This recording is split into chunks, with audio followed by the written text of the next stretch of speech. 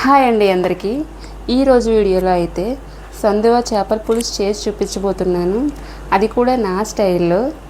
ఈ వీడియో కనుక మీకు నచ్చితే ఒక లైక్, ఒక షేర్, అలాగే సబ్స్క్రైబ్ కూడా చేసుకోండి. దీనికోసం నేనైతే 1 కేజీ సందువ చేపనైతే తీసుకున్నాను. నేనైతే దీన్ని నీట్గా కడిగి వాష్ చేసి పెట్టుకున్నానండి. కొంచెం ఉప్పుతో కడుక్కుంటే నీసు వాసన అది రాకుండా ఉంటుంది. వీడియోలోకి అయితే వెళ్ళిపోదామండి. నేనైతే చేపల పులుసు కోసం 1 కేజీ చేపలకి ఒక 50 గ్రాముల చింతపండుని అయితే తీసుకుంటున్నానండి. దీన్ని ఒకసారి ఇలా కడిగేసుకొని నానపెట్టేసుకోండి. దీంట్లో ఇలా కొంచెం నీళ్ళు పోసుకొని నానపెట్టేసుకోండి. ఒక 10 నిమిషాల పాటు ఇలా 1 గ్లాసున్నర నీళ్ళు అయితే పోసుకొని నానపెట్టేసుకోండి. నేనైతే ముందుగా పులుసు కోసం అయితే ఉల్లిపాయ టమాటా పేస్ట్ అయితే చేసుకోవాలండి. దీనికోసం నేను పెద్ద సైజు ఒక 2 ఉల్లిపాయలు, ఒక 2 టమాటాలు తీసుకొని కట్ చేసుకుని పేస్ట్గా చేసుకుంటున్నాను. నేనైతే స్టవ్ ఆన్ చేసుకొని స్టవ్ పైన ఒక కళాయి పెట్టుకొని కొంచెం ఆయిల్ అయితే వేసుకుంటున్నానండి.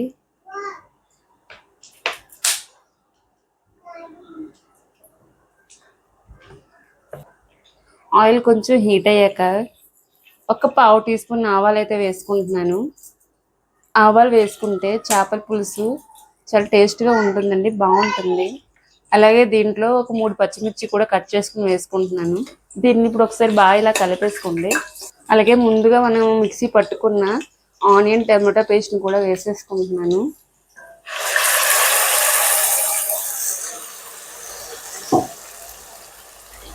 ఇలా వేసేసుకొని ఒకసారి ఇలా బాగా కలిపేసుకోండి.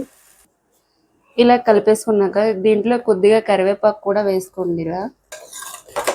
ఇది ఒక 2 నిమిషాల పాటు బాగా ఫ్రై అవ్వనివ్వండి. ఇలా అయితే దగ్గరికి బాగా ఫ్రై అయిపోయింది.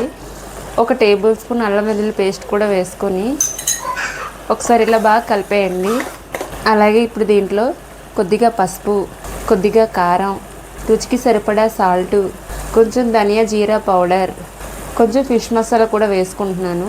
ఇవన్నీ వేసుకున్నాక ఇలా బాగా కలిపేసుకోండి. ఒకసారి ఇలా చూసారు కదండి, ఇలా మొత్తం కలిపేసుకోండి. స్మెల్ అయితే చాలా బాగా వస్తుందండి. చూసారు కదా, ఇలా మొత్తం వాటర్ మొత్తం ఇంకిపోవాలి.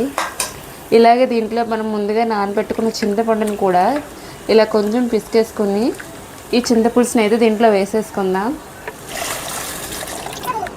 ఇలా వేసేసుకొని ఒకసారి బాగా కలిపేసుకోండి. దీంట్లో వాటర్ అయితే మీకు కావాల్సినంత వేసుకోండి. నేనైతే ఇంకొంచెం వేసుకుంటున్నానండి. ఉప్పు పులుపు ఒకసారి చెక్ చేసుకొని ఒక 5 నిమిషాల పాటు ఇలా మరిగించుకోండి. మూత అయితే పెట్టేసుకోండి. ఇలా ఒకసారి మూత అయితే తీసుకొని చూసుకుందామండి. ఇలా చూసారు కదా, ఇలా పులుసు అనేది ఇలా బాగా మరగాలి. ఇలా మరుగుతున్న పులుసులో మనం ముందుగా కడిగి పెట్టుకున్న చేపలను కూడా ఒక్కొక్కటిగా వేసేసుకుందాం. ఇలా ఒక్కో చేప వేసుకోండి.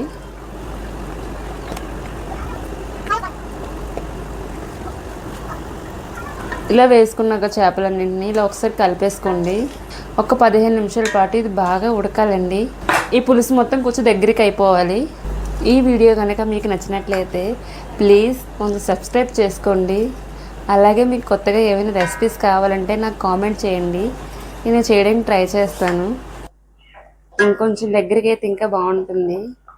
ఇలా మరీ ఎక్కువగా కలుపుకోకండి, ముక్కలను విరిగిపోతాయి. మరో 5 నిమిషాల పాటు బాగా మరగనివ్వండి. ఇంకొంచెం దగ్గర పడాలి. చూసారు కదండి, ఇలా చేపల పులుసు అయితే అయిపోయింది. లాస్ట్లో చివరిగా కొంచెం కొత్తిమీర కూడా వేసేసుకోండి. ఇలా వేసేసుకుని ఒకసారి ఇలా కలిపేసుకుని స్టవ్ ఆఫ్ చేసేయండి.